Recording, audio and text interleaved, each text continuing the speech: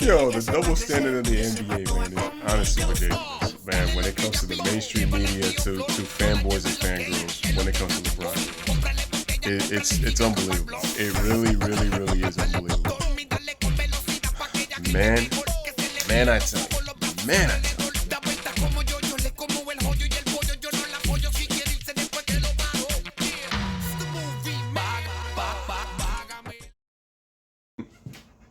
I gotta ask you,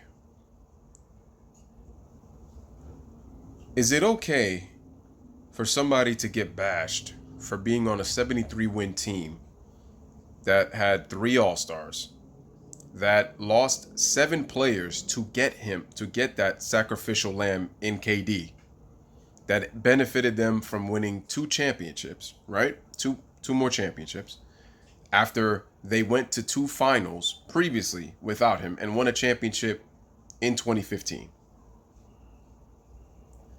And Kevin Durant had not made the NBA Finals since 2012. Now, 2013, 14, 15, and 16, a lot of things. Well, 2016 is no excuse. But 2013, 2014, and 2015, circumstances happen. So we will never know. But then LeBron James has the best record 2 years in a row. They publicize and they market that public commercial with Kobe Bryant all season long, back-to-back years in 2009 and 2010. Kobe's Laker teams go to the finals. LeBron James, number 1 seed, back-to-back years, and he's the back-to-back reigning MVP. Gets upset by Dwight Howard and the Orlando Magic. That was a damn good team, but still, the Cavaliers were the favorites, right? Then the next year, they were the favorites against the Boston Celtics, and they get upset after having a 2-1 lead in the conference semifinals. They lose the last 3 games. LeBron James parts off to South Beach. Teams up with Dwayne Wade, first team All-NBA. Chris Bosh, 24.8 points, 10.8 rebounds, 50% shooting. Bosh number 4, Wade number 5 in the draft. Both multiple-time All-Stars, Olympic teammates, and that was okay. And I'm not saying LeBron didn't have the right; he was a free agent. But this is my problem. Kevin Durant was a free agent. People are gonna say this and this and this and different. Here's the bottom line: Kevin Durant and LeBron James both did not win championships without 2+ All-Stars. I've already made this video eons ago, and I'm gonna say it again. Kevin Durant and LeBron James did not win championships without 2+ All-Stars. So stop trying to differentiate one from the other just to protect the fanboyism. They both did not win championships without 2+ All-Stars. Now, the media was pushing Kevin Durant to leave, and they were successful in him pushing to leave. Because Kevin Durant is still looking for that validation in his life. I don't know what it is, and I don't know if he's ever going to get it. Because he seems so happy, he seems so comfortable in Golden State after dealing with Russell Westbrook and the Thunder franchise for 9 years. Yet for some reason, the way the 2019 season folded, Kevin Durant is now a Brooklyn Net and he's teaming up with Kyrie. Now I'm going to tell you something right now. Kyrie Irving is not Steph Curry. Kevin Durant has his most efficient years playing with Steph Curry. We don't know what he's going to be with Kyrie Irving, especially the diva attitude that Kyrie Irving just pulled off in Boston that whole one season. He got his tactics from LeBron James, from the King James, right? But yet, LeBron James goes back to Cleveland. He gets to have Kyrie Irving and Kevin Love. He's had Wade and Bosh, 2 draft picks in his same draft class in the top 5. Then he goes to LA thinking that a player was going to go with him, like a Paul George, for example. Texted a couple of players around the league with the text messages, thinking that he could sneak behind his little La Harriet Tubman, La Underground Railroad, La Collusion, to think if players were going to come play with him. It didn't happen. LeBron James tried to get AD, along with Magic Johnson, to the Lakers. It didn't work. Quit on his team because he didn't get what he wanted. made the 27-8-8 excuse with the groin injury. The season's over, made himself the attention of the playoffs while the playoffs were going on with all these tweets and the 3-6 Mafia capping for him to make sure that LeBron stays relevant. If this is the greatest player of all time, as the fanboys and the members of the 3-6 Mafia claim him to be, why is he craving this much attention and we have to keep his name relevant for so long? You would think that LeBron James would be content, but he's not. The narcissism that exists in his mind, in his actions, just lets you know how I cannot call him the GOAT as other people call him. He gets Anthony Davis in the trade, funny, the minute that Magic Johnson steps down, but Magic Johnson was going to be still trying to recruit players on the low. This was all part of the plan. This was the agenda from the get-go. And yet, you're possibly going to get a meeting with Kawhi Leonard. Now, you're probably saying to yourself, Lewis, you sound less salty right now because you're just hating on LeBron James. You are a LeBron James hater. After everything that's transpired over the years, LeBron James honestly thinks that he is the greatest claim to fame. He is the claim to fame, but he's not. I have him as a top 10 all-time great. But to be spewing the narratives constantly, that is toxic as fuck on the supreme highest of levels. It just is, ladies and gentlemen. But now you get to meet with Kawhi Leonard. Yes, Kawhi Leonard is a free agent. If Kawhi Leonard were to go to the Lakers, okay, he goes to the Lakers. But this is what LeBron's pitch to Kawhi Leonard is. This could be your team in 2 years. Ladies and gentlemen, that is the same exact thing that LeBron James said to Kyrie. Well, not the exact same thing, but this is something similar he had said to Kyrie Irving. When Kyrie Irving got traded, when Kyrie Irving was complaining to Cleveland management on the amount of possible times that he was supposed to be traded, and LeBron signed off on those trades, and then Cleveland traded him to where he didn't want to be, what did LeBron James say? He said, I was really thinking, he's like, I don't really understand, what happened. I thought everything was good.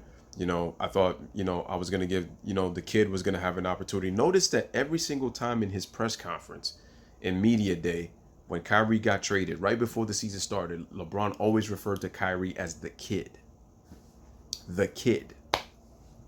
I was going to give the kid the keys to the city.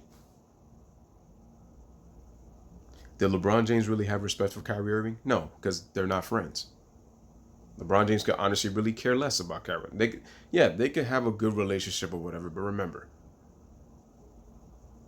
why is LeBron constantly talking to players? Why is LeBron constantly texting players, talking? Because him and Rich Paul are the collusionists that I've always spoken of. Anthony Davis did not want to come to the Lakers on his own. That was the influence of LeBron James and Rich Paul, his agent. I'm going to say it again. If Kawhi Leonard signs with the Lakers, they're even talking about DeMarcus Cousins possibly being in with the Lakers, and it's a good move because he's already played with Rajon Rondo and with Anthony Davis. Think about it. People complained about the Warriors getting DeMarcus Cousins. But here's where the double standard kicks in. So if they were to get DeMarcus Cousins on a mid-year level exception, on the vet minimum, they are to get Kawhi Leonard on a max deal. LeBron James will have 2 more All-Stars to play with. You see, but the fanboys are going to go, but DeMarcus Cousins wasn't an All-Star this year. He wasn't an All-Star this year with Golden State neither. Did you forget that he missed nearly over half the season, recovering from an Achilles injury? But now all of a sudden you want to be like, it's not a big deal. It's not huge because DeMarcus Cousins, well, he was not an All-Star, Lewis. He wasn't an All-Star that year. Think about that. You know how many potential Hall of Fame players LeBron has played with his entire career? But yet we're still barking on the fact that Kobe Bryant had the most help out of anybody. At the time he did, because he played with a top 10 all-time great in Shaq at the time. But look who LeBron has played with in less than a decade, folks. In less than a decade. In less than a decade. In this decade, look how many players he's played with. Dwayne Wade, future Hall of Famer. Chris Bosh, future Hall of Famer. People who disrespecting Chris Bosh, let me just lay down the facts. This dude is an 11-time All-Star. That just lets you know what good of a player he was. Kyrie Irving, future Hall of Famer if he stays healthy. Kevin Love, he is going to be in the Hall of Fame, folks. Anthony Davis, if he stays healthy, future Hall of Famer. If Kawhi Leonard was to be on that team, future Hall of Famer. DeMarcus Cousins was averaging Hall of Fame numbers before he got injured. Rajon Rondo has a case to be in the Hall of Fame. The numbers may not look that way now, but his numbers are they're very sort of underrated when you actually look at his numbers. He's possibly going to get Kyle Korver, top 5 all-time three-point shooter, back. Former All-Star, and he's already played with him in Cleveland.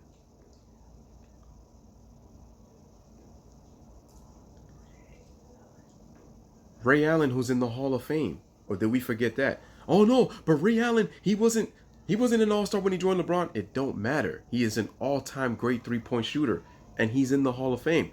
How many career points did Ray Allen score? He scored nearly 25,000 career points. Yeah, he was not the player. He was not prime Ray Allen, but the same people that were, but the Celtics were a super team. But Ray Allen was already in his 30s when he joined the Boston Celtics. And remember, he was traded there. He didn't choose to go there by destination. The same people that keep going, but the Warriors are the greatest team ever assembled. Was Steph Curry a free agent when he first was drafted? Notice I said drafted by the Golden State Warriors. Because apparently, according to the fanboys, he won a championship the minute he got drafted. When he didn't make an all-star team until his 5th season in the league. But Klay Thompson.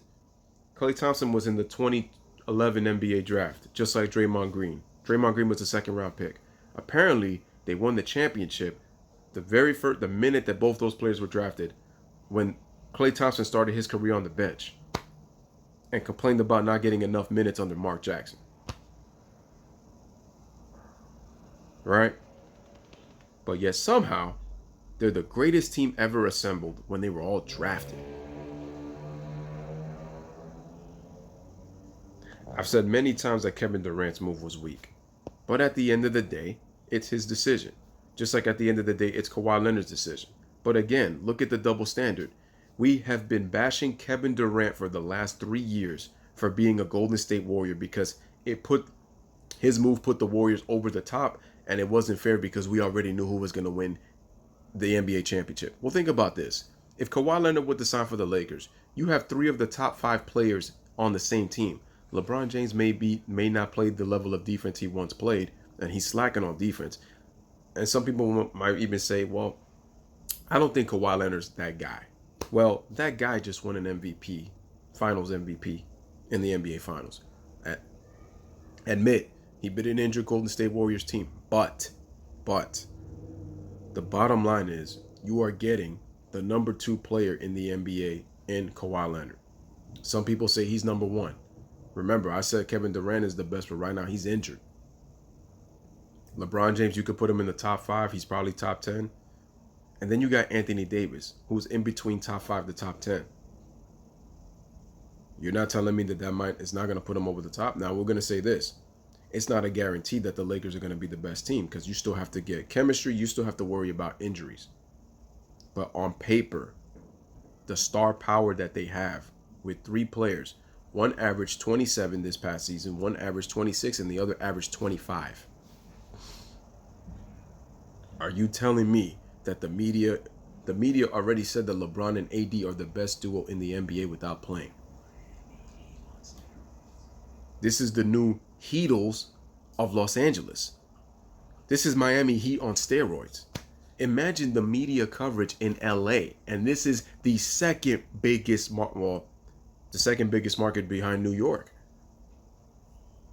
Remember, they're in Hollywood, ladies and gentlemen. So you imagine.